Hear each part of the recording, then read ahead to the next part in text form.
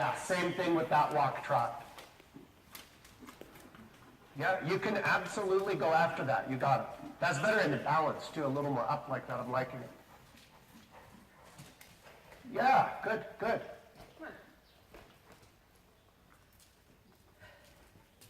Think a little sideways on the way to trot, small step with some bend. Just to use the bend to take the forehand away from them. Use the sideways to help diagonalize the legs and block them a little bit, both reins, about going, I don't want that to be big. Good. Nice. Yeah, good boy. Yeah, you can absolutely go after that.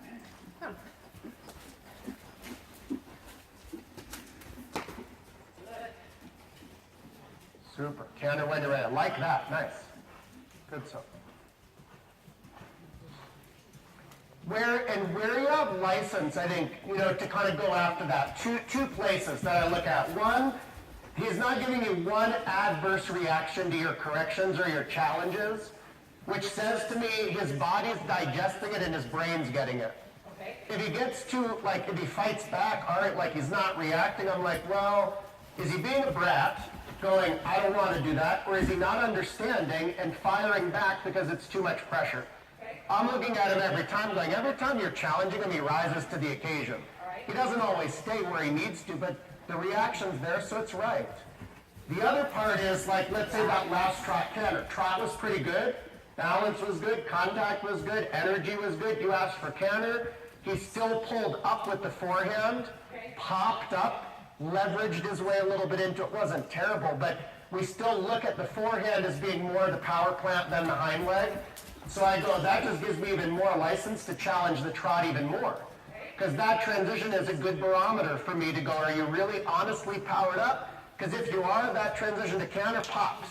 If you're not, that transition leverages. The neck pulls the body upward. Trot again when you're ready. So totally within your, good keeping the balance up.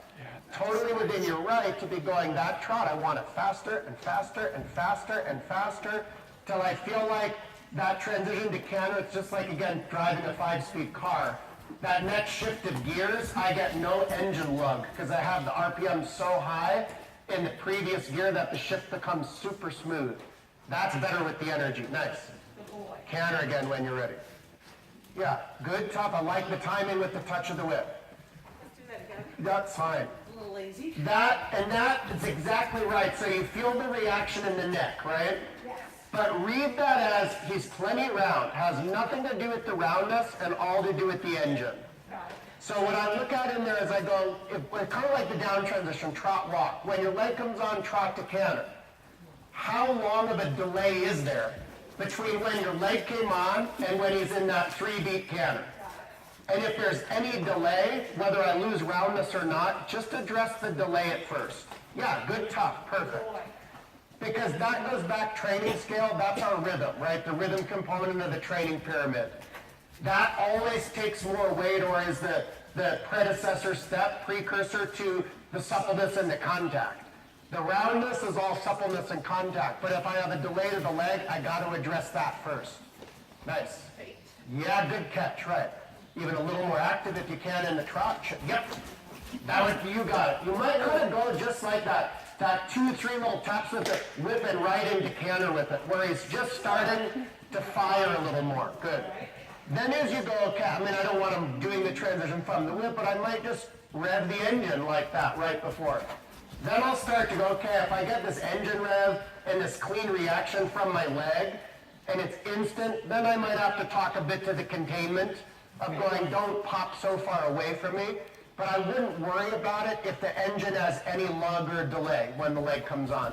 And then really the correction is just use his body against him. Same idea, you kind of leg yield a little into the transition or shouldering him into it.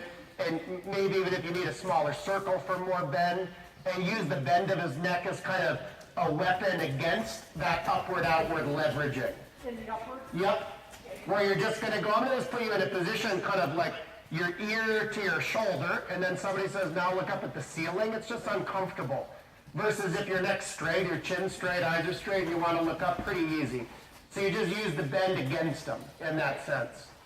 trot again. Like the canter though, they're quite nice. Good, good with the down transition. RPM's high. And then again, it's like in that trot, could I easily walk trot? You don't have to do it per se, but that half halt trot has to still be there, even within all of that power work you're adding in. Little sideways thinking for the up transition. A little bit of bend and a small step to trot.